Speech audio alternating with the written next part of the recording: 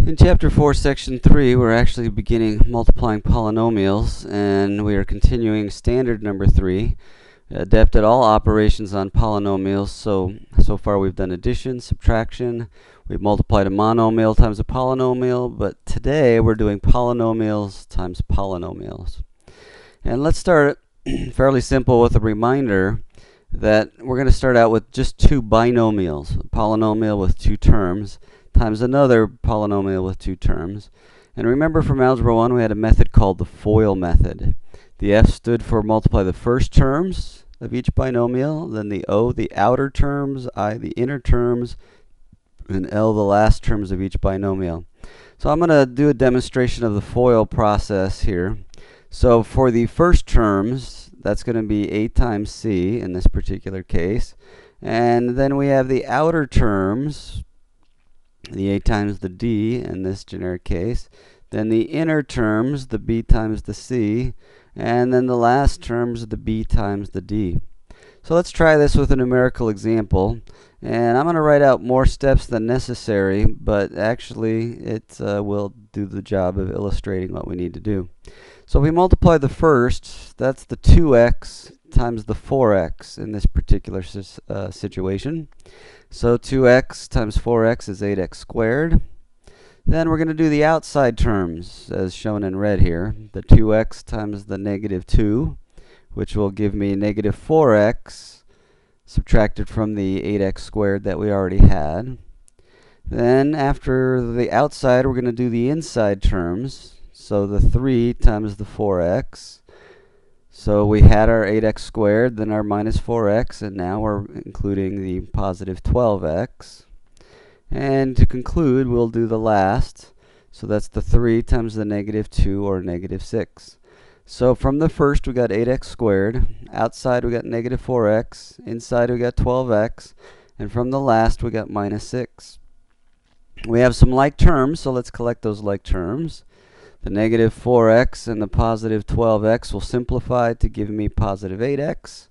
And to put this in simplified form, we have 8x squared plus 8x to the first minus 6, which is our constant. So we still have our polynomials in descending powers of whatever our variable is. So that's the FOIL process. In this particular example, instead of multiplying one binomial times another binomial, we're going to have a binomial times a trinomial. And I suggest you think of this as using the distributive property twice. You're going to multiply each term of the trinomial by the first term of the binomial.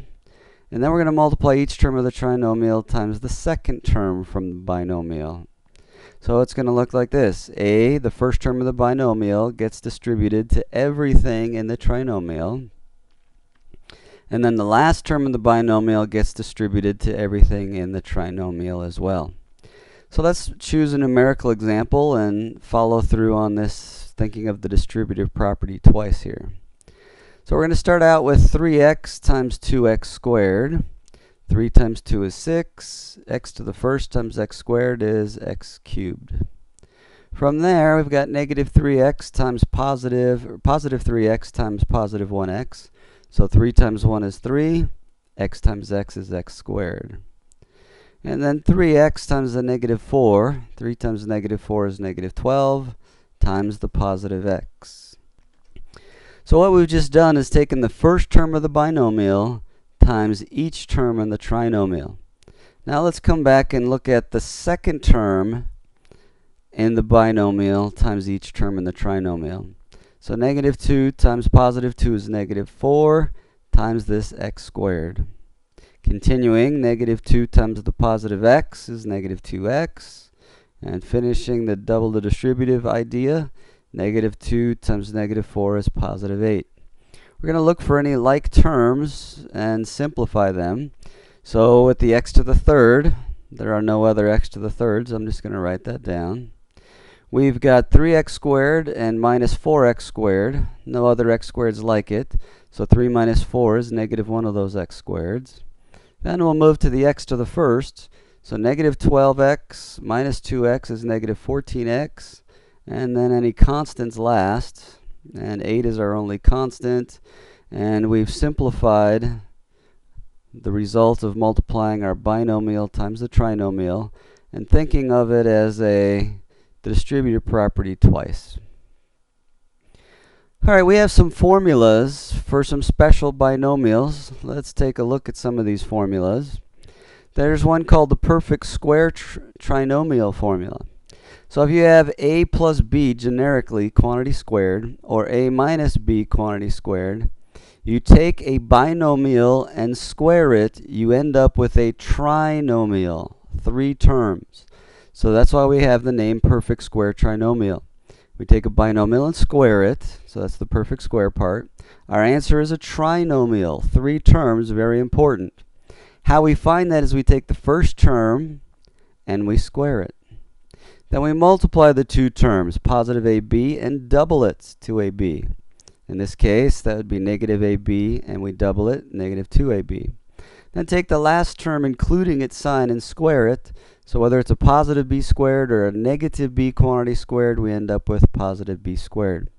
Now, here's a mistake that students make and carry into Algebra 2 from Algebra 1. This is not true. When you take a binomial and square it, you do not get a binomial, you get a trinomial. What's missing is this middle term.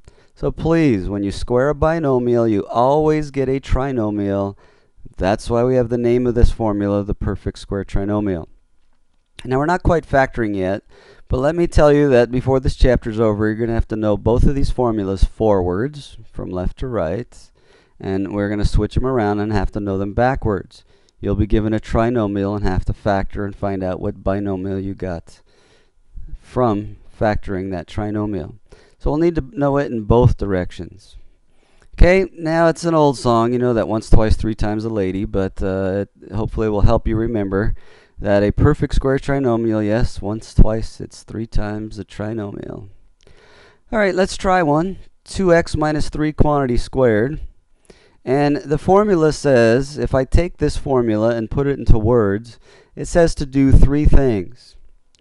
Take the first term and square it, multiply those 2 terms and double it, then take the last term including its sign and square it. So let's try following the formula here. We've got 2x minus 3 quantity squared. We're going to take the first term and square it, and I'm just writing it down, not to do it in my head at all. Then I'm going to take and multiply the next 2 terms, the 2x times the negative 3, and double it, which means times 2. And last, I'm going to take the last term, including its sign, and square it. So that's what the perfect square trinomial formula says.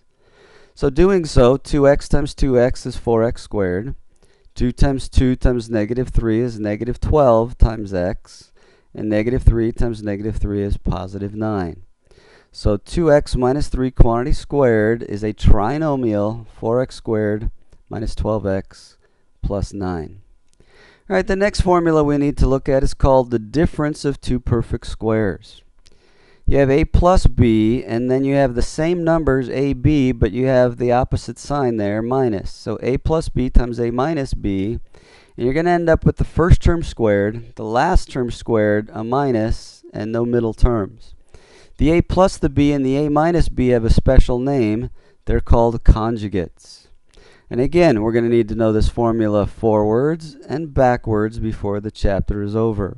So let's practice this and our previous formula forwards. If you don't practice them and memorize them now, they're going to be tougher when you do them backwards.